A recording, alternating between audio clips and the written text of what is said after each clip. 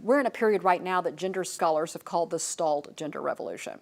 And what this means, if you look at all kinds of data, what you see is in the 1970s, we started to see a rapid closing in narrowing of gender inequality. So the gender wage gap, for example, starts to go down rapidly in the 1970s. More women are flooding into paid labor. Women are being promoted.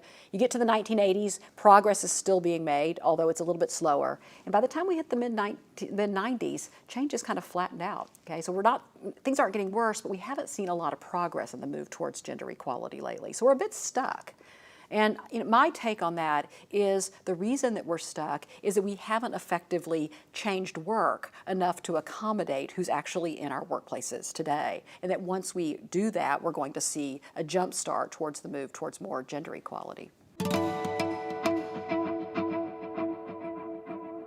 One thing that we know is stereotypes do limit women's advancement, but they do so not because people necessarily have explicit stereotypes about men versus women, but that they have more unconscious or implicit kind of associations about what men are like and what women are like. And those implicit associations then affect how we see someone's performance, how we judge their behavior, and can create sort of slight differences in the ways that we then evaluate men and women in the workplace. So these unconscious and explicit biases, I think, are one of the biggest barriers that we're still up against today when we think about how we can move more women into leadership. Often we have too narrow of a conception of leaders. Leaders are these, autocratic kind of, risk-taking sort of people, and our stereotypes about leaders overlap with our stereotypes about men, such that men often look naturally more leader-like to us. But if we broaden the stereotypes of leadership, that creates a more expansive view of leadership, and one in which women are likely to be seen as more successful. So if stereotypes are causing us to see some people as more talented than they are and other people as less talented than they are, it's interfering with the goal of being truly meritocratic and is blocking innovation.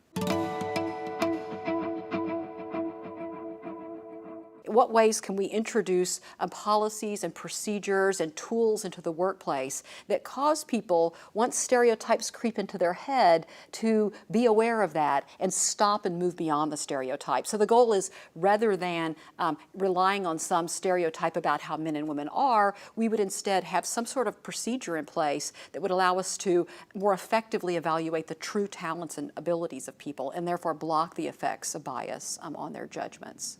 We have to help people first see biases. So I do a lot of work with teaching people about the way that stereotypes work, because until you see how stereotypes work, you're not going to be aware of how it could be affecting your judgment. And I should just add, just to be clear here, is that these stereotypes affect all of our judgments, women as well as men's. We see that very clearly. You rarely find that a situation where men are a lot more biased than women. These are unconscious stereotypes. We have to help people see them first. So that seeing bias is kind of key.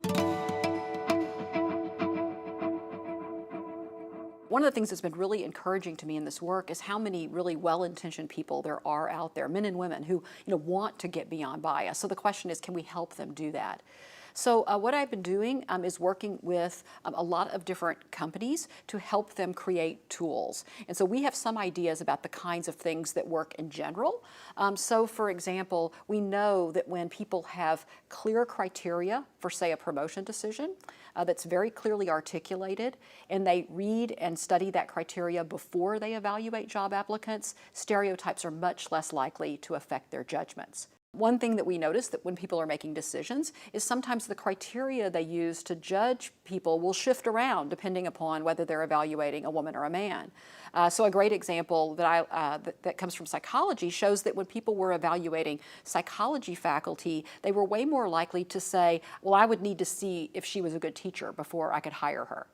But that criteria hadn't been raised when they were evaluating a man. So it's a perfectly legitimate criteria, right? You would want a professor to be a good teacher, but it was being applied much more heavily to women than to men. So one of our tools is for someone in the group to be noticing when new criteria are being raised and to say something like, if we're going to consider teaching, I think we should go back and consider that for all of the candidates so that we're using the same criteria. That too blocks the use of stereotypes. So there's a variety of kinds of things like that we can do to not eliminate the unconscious stereotypes that are happening in our head, but to block their negative effects and to be sure that we're evaluating people by criteria and not by stereotypes.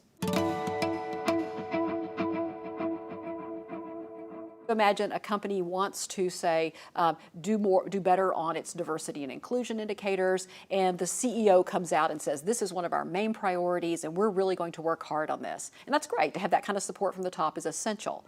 But what we find is that support from the top kind of trickles down, and it's affecting sort of managers at kind of higher levels. But once it gets to kind of the mid-level of the organization, it often gets stuck. So we've got this CEO supporting change at the top. You've got people at the bottom that are agitating for change. But you get to that middle level, and that's what we call the frozen middle. It's a place where organizational change often gets stuck, especially in diversity and inclusion. And so our goal in working on these projects is to really try to work at that frozen middle. That is to develop these tools to block bias by working directly with people managers.